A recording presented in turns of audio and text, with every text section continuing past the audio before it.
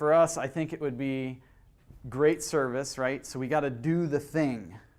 Whatever it is that we do, because all the different brands do different things, we got to do that thing flawlessly. Okay, it's not only do we have to be on time, but we actually have to do it, what we said we were going to do, and we have to do it well, right? And for the service business, I think the truth is that most people, they don't even really want to know us because they're paying us to do a thing that they just want done. They just want like that thing taken care of, and they're really happy if that thing doesn't ever enter into their life or anything they have to do with other than just maybe paying the bill to make sure that it gets done, right? So we have to be flawless at whatever it is that we're providing, whatever the services that we're providing, right? If you go into the restaurant and it's bad food or they bring you a plate with no food, that's unacceptable. That's not what you came there for. And if we deliver a service that is only part of what they're expecting or that doesn't fulfill the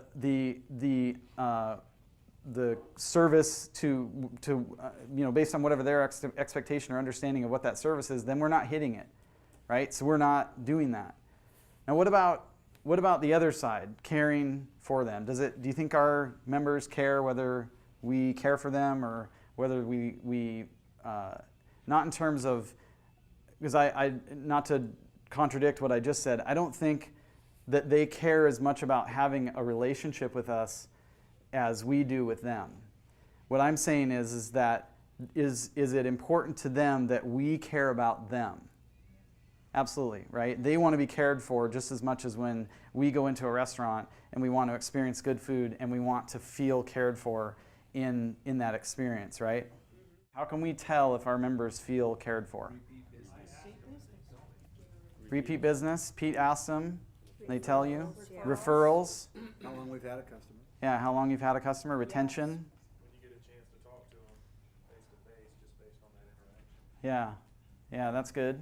Online reviews. Retention, online reviews. Yeah, just like Yelp. I mean, same kind of thing. I would say that's the area where we have the most work to do, honestly.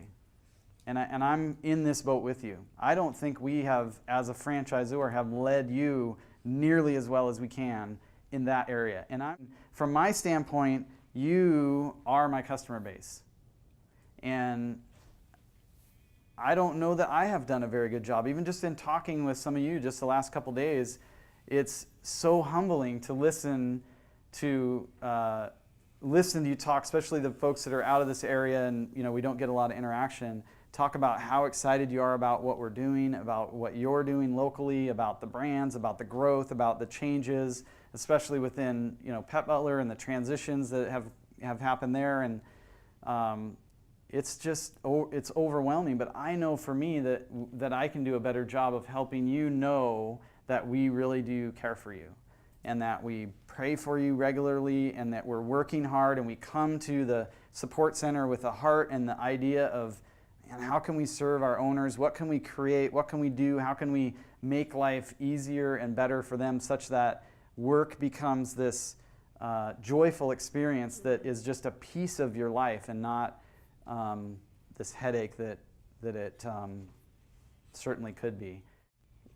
If a restaurateur, I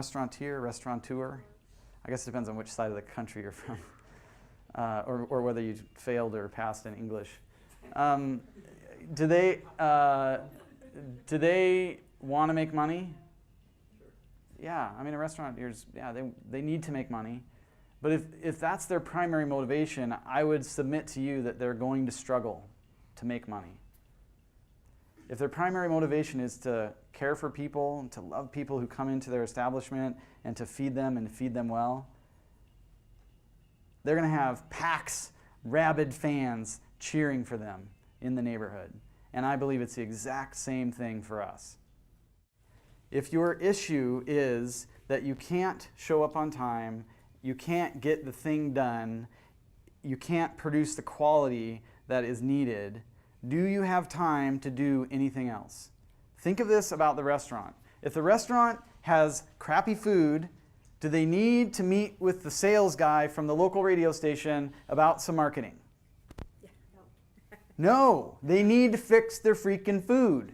They need good food. If you don't have time, if you cannot produce a good plate of food, you don't have time for anything else, including sleep.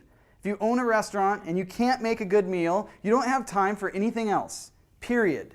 You don't spend money on marketing or go do this or go to this conference or spend this weekend at this thing. You fix your food. You make it killer. Okay? If you talk to the MSAs and you find out that your location is having issues with service and getting the thing done, or they have an issue with you in your attitude and the way you talk to them or the interactions or something like that, that is your to-do list. You don't need to do anything else. You need to fix that. Okay? And that, if that absorbs literally all of your time in order to operate, then you need to spend all of your time on that until you can reduce that thing down to where it doesn't absorb all of your time. I guarantee that everybody in the room wants their members to feel cared for. I know that you all do. I know that I want you to feel that about me. I want you to feel my true heart for what I want for you. And I know you want that for your members. It's not just about, making profits or whatever. And so how can we do that? How can we do that as an organization? And give us feedback on that. And then on a micro level, at your location, how can you do that? How can we be better at that? What things can we do, change, implement to be successful at making sure our members feel that?